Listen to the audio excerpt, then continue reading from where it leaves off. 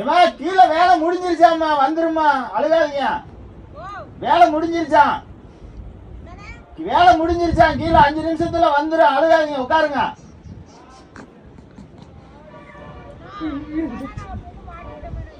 மாட்டாதுமா, 5 நிமிஷத்துல வந்துடும். இவ்வளவு நேரம் பொறுத்த 5 நிமிஷத்துல வந்துடும். புதுசா திறந்துருக்காங்க, அப்படித்தான் இருக்கேன், லேசா வந்துருப்பா. நான் கீழே போய் என்னன்னு பார்த்துட்டு கூப்பிடுறேம்மா. நான் மேல அனுப்பி விடுறேன், அழுவாதம்மா, மேல அனுப்பி விடுறேன் கீழே போய்.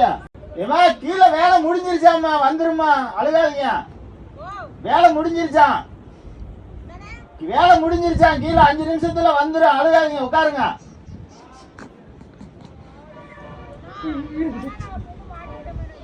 மாட்டாதுமா, 5 நிமிஷத்துல வந்துடும். இவ்வளவு நேரம் பொறுத்த 5 நிமிஷத்துல வந்துடும். புதுசா திறந்துருக்காங்க, அப்படித்தான் இருக்கேன், லேசா வந்துருப்பா. நான் கீழே போய் என்னன்னு பார்த்துட்டு கூப்பிடுறேம்மா. நான் மேல அனுப்பி விடுறேன், அழுவாதம்மா, மேல அனுப்பி விடுறேன் கீழே போய். ஐயர் மலையில ரோப்கார் படுதாங்க. அன்றைய நாள்ல பக்தர்களுக்கு ஒரு சின்ன அச்சத்தை ஏற்படுத்தி இல்லை, அதை ரோப்கார் பாதுகாப்பாக என்பதை என்ன நடவடிக்கை? இல்லை, ரோப்கார்களை பொறுத்தளவில் அந்த ரோப்கார் என்பது 2010ஆம் ஆண்டு அன்றைய முதல்வர் முத்தமிழறிஞர் கலைஞர் அவர்களால் அரசாணை வெளியிடப்பட்ட ரோப்கார். கடந்த 10 ஆண்டுகள் அந்த ரோப்கார் பணிகள் முடக்கப்பட்டிருந்தன.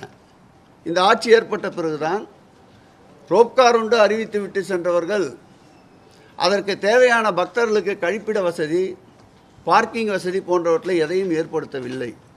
இந்த ஆட்சி ஏற்பட்ட பிறகுதான் 1,60,00,000 ரூபாய் செலவில் வருகின்ற பக்தர்களுக்கு தேவையான அடிப்படை வசதிகளை ஏற்படுத்தி தந்து மாண்புமிகு முதலமைச்சர் அவர்களும் வெள்ளோட்டத்திற்கு பிறகு அனைத்து வகையான பரிசோதனைகளுக்கு பிறகு ரோப்காரை இயக்கினோம். ஐயர் மலையில ரோப்கார் படுதாங்க.